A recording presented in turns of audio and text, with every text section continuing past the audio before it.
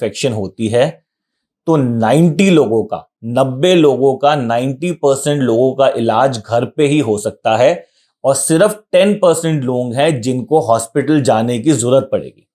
तो आज हम डिस्कस करेंगे कि घर पे आपको क्या क्या करना है, हर दिन कौन सी दवाइयां खानी है, कैसे इलाज करना है जिससे हमें हॉस्पिटल जाने की जरूरत ना पड़े। तो चलिए इस वीडियो को शुरू करते हैं। अब सबसे पहले आपको यह समझना जरूरी है कि अगर आपको फीवर आना शुरू हो जाए तो आप आज के दिन पे, आज की डेट पे मान लीजिए कि आपको कोरोना की इन्फेक्शन हो चुकी है। इस समय टेस्ट कराने का कोई फायदा नहीं है। टेस्ट कराओगे, टेस्ट की रिपोर्ट पॉजिटिव आएगी, तब भी हमने वो इलाज करना है। टेस्ट कराओगे, टेस्ट की रिपोर्ट अगर नेगेटिव आती है तो उस नेगेटिव रिपोर्ट को हम मानेंगे नहीं, क्या पता वो फॉल्स नेगेटिव हो। वैसे भी कोरोना इस टाइम पे इतना ज्यादा फैला हुआ है, अगर आपके आसपास लोगों को कोरोना हो रहा है तो हम ये मान के चलेंगे कि अगर आपकी रिपोर्ट नेगेटिव भी आ रही है तब भी आपको कोरोना से इन्फेक्शन हो चुकी है। तो टेस्ट पे अब ज्यादा टाइम मत वेस्ट करो और सीधा अपनी ट्रीटमेंट शुरू करो। अब आपको ट्रीटमेंट करनी कैसे है? देखिए, पहले 5 दिन, पहला दिन वो है जब आपको फीवर शुरू हुआ है। पहले 5 दिन आपको दिन में 3 बार पैरासिटामोल की गोली खानी है।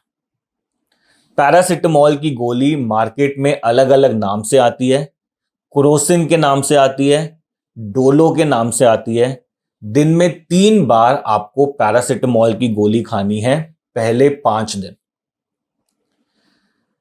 आप अपना टेम्परेचर को मॉनिटर करते रहेंगे। बॉडी टेम्परेचर को कैसे मॉनिटर करते हैं? थर्मोमीटर से। एक थर्मोमीटर ले लो, बॉडी टेम्परेचर को दिन में 3 बार चेक करते रहो। अगर टेम्परेचर 100 से नीचे है, आप दिन में 3 बार क्रोसिन की गोली खा रहे हो और टेम्परेचर 100 से नीचे है तो हमें कोई टेंशन लेने वाली बात नहीं है।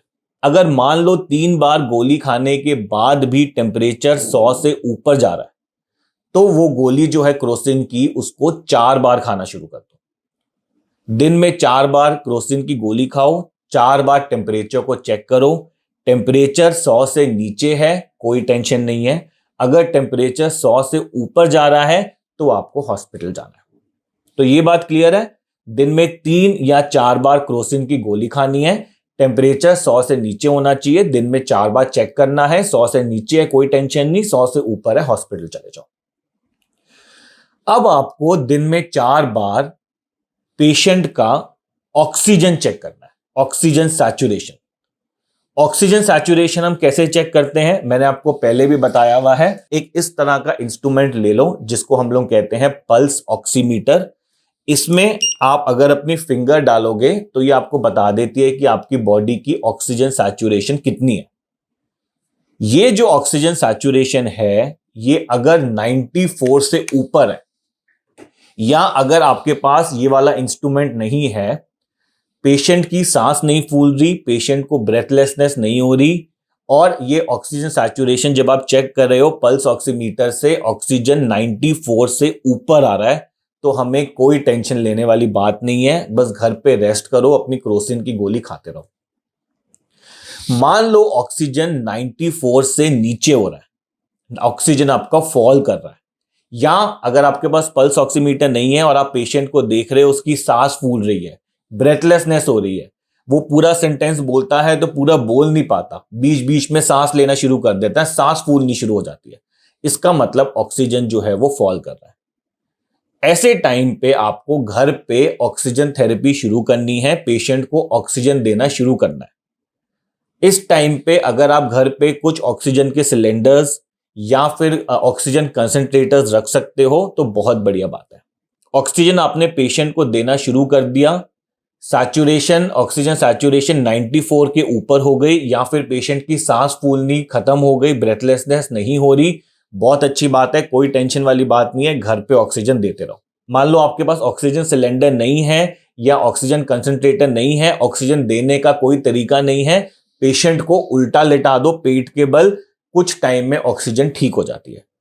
लेकिन मान लो ये सब कुछ करने के बावजूद भी ऑक्सीजन 94 से ऊपर नहीं हो रही या सांस जो फूल रही है, ब्रेथलेसनेस हो रही है, वो होए जा रही है, कंटिन्यू है, सांस फूले जा रही है, अब आप घर पे नहीं इलाज कर सकते, अब आपको पेशेंट को हॉस्पिटल ले जाना है।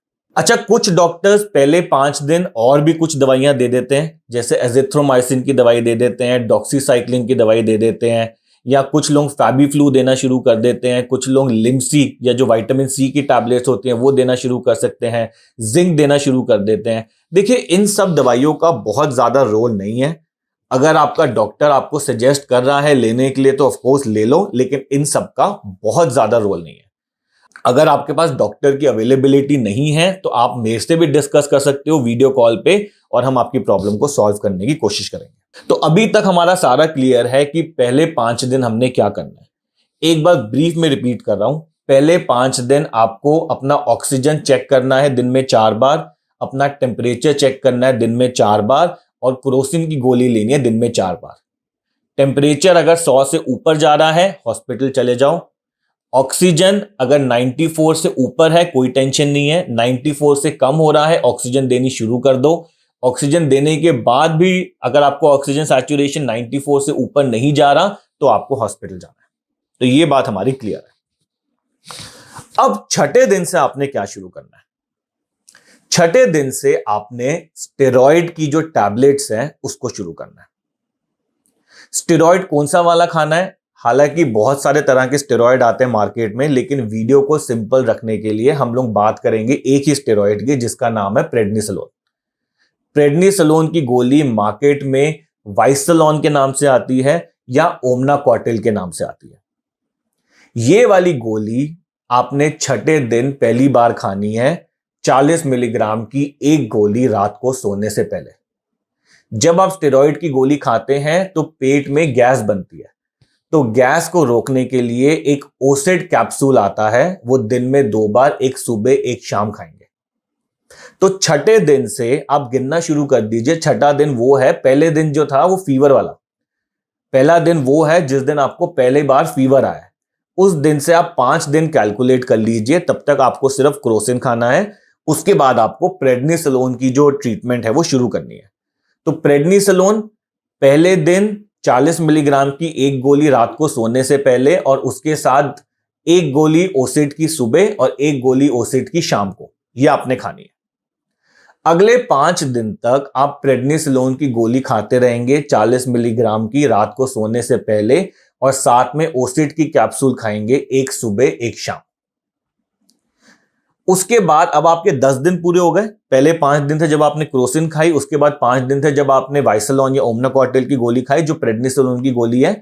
अब नेक्स्ट 5 दिन अगेन आपको यही प्रेडनिसोलोन की गोली जो वाइसलोन या ओमनाकॉटिल के नाम से आती है 20 मिलीग्राम की खानी है रात को सोने से पहले। तो जो थर्ड स्टेप है जो 10 दिन बाद शुरू होगा वो है वाइसलोन की गोली या प्रेडनिसोलोन ओमनाकॉटिल। ये तीनों एक ही चीज है। प्रेडनिसोलोन इसका जेनेरिक नेम है, वाइसलोन और ओमनाकॉटिल इसके ब्रांड नेम्स हैं। तो इसकी गोली अगले 5 दिन आपने रात को सोने से पहले 20 मिलीग्राम की खानी है, और साथ में आपकी ओसेड की कैप्सूल सुबह शाम चलती रहेगी।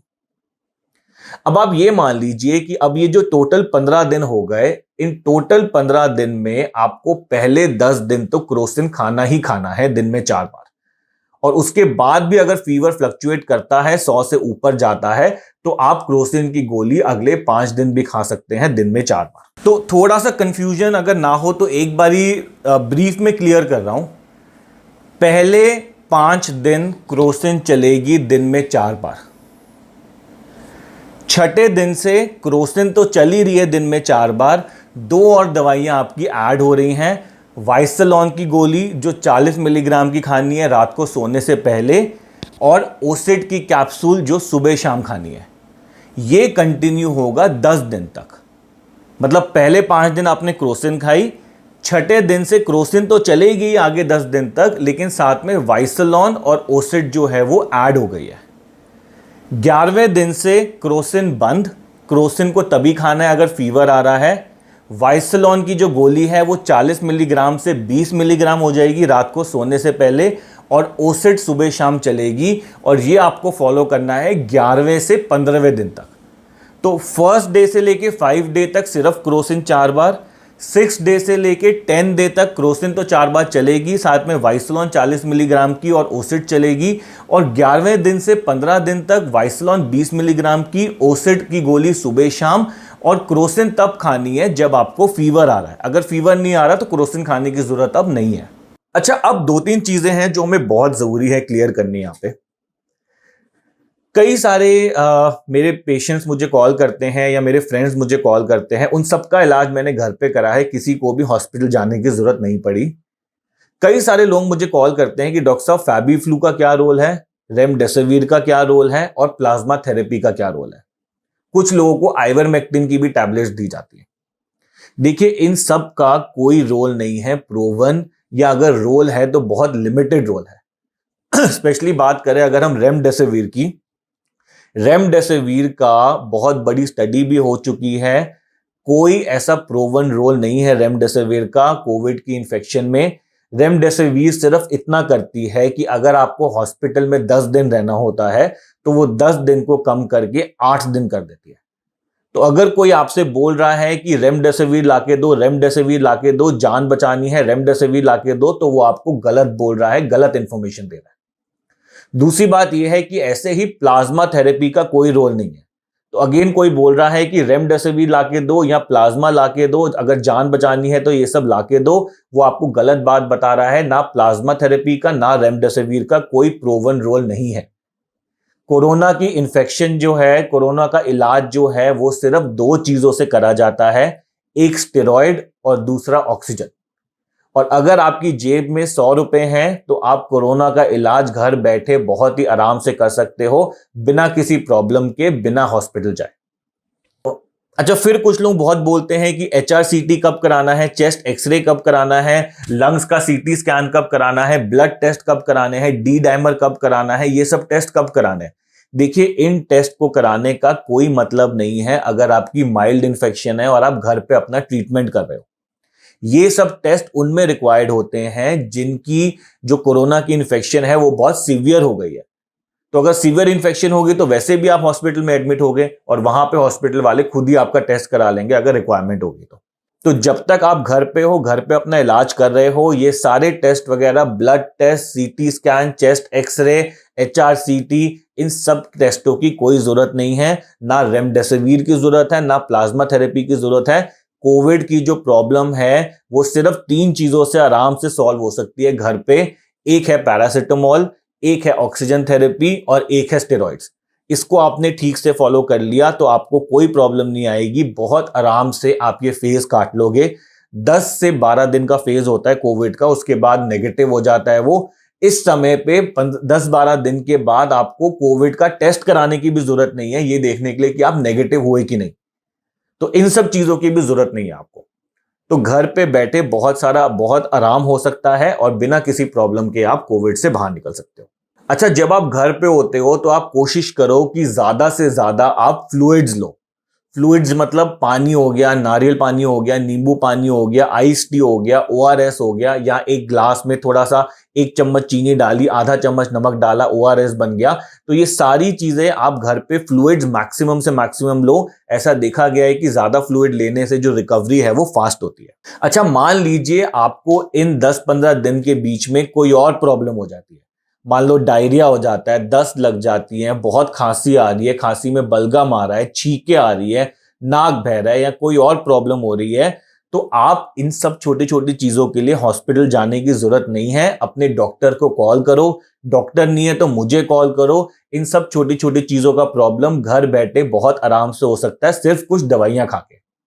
अच्छा, दूसरी बात आपने ये समझनी है कि मान लो कुछ पेशेंट्स हैं जो डायबिटिक हैं या जो हाइपरटेंसिव हैं या जो डिप्रेशन में हैं, जिनकी ऑलरेडी दवाइयां चल रही हैं, इन सबकी डायबिटीज की दवाई चल रही है, हाइपरटेंशन की दवाई चल रही है, डिप्रेशन की दवाई चल रही है, तो ये सब दवाइयां आप कंटिन्यू रखोगे। इन सब दवाइयों को रोकना नहीं है। ऐसा नहीं होना चाहिए कि आपने ये सारी दवाइयां रख दी, फिर ये प्रॉब्लम आनी शुरू हो गई, इसकी वजह से आपको हॉस्पिटल जाना पड़ जाए। और स्पेशली जो लोग डायबिटिक हैं या जो हाइपरटेंसिव हैं, वो जब स्टेरॉइड की गोली लेंगे तो अपने डॉक्टर से प्रॉपर्ली कंसल्ट करके करेंगे। ये पूरा जो मैं वीडियो बना रहा हूं ये सिर्फ इंफॉर्मेशन के लिए है। आपको जो भी मेडिकेशन लेनी है अपने डॉक्टर से डिस्कस करके लेनी है, सेल्फ प्रिस्क्राइब अपने आप को नहीं करना। तो उम्मीद करता हूं इस वीडियो से आपको काफी क्लैरिटी आई होगी। कोरोना का इलाज बहुत आराम से घर पे हो सकता है, और कोई भी डाउट हो आप मुझे कॉल करो, हम आपको डिस्कस करेंगे और आपको कोरोना से बाहर निकालेंगे, इस प्रॉब्लम से निजात दिलवाएंगे। तो तब तक के लिए thank you very much for watching this video and I will be back soon.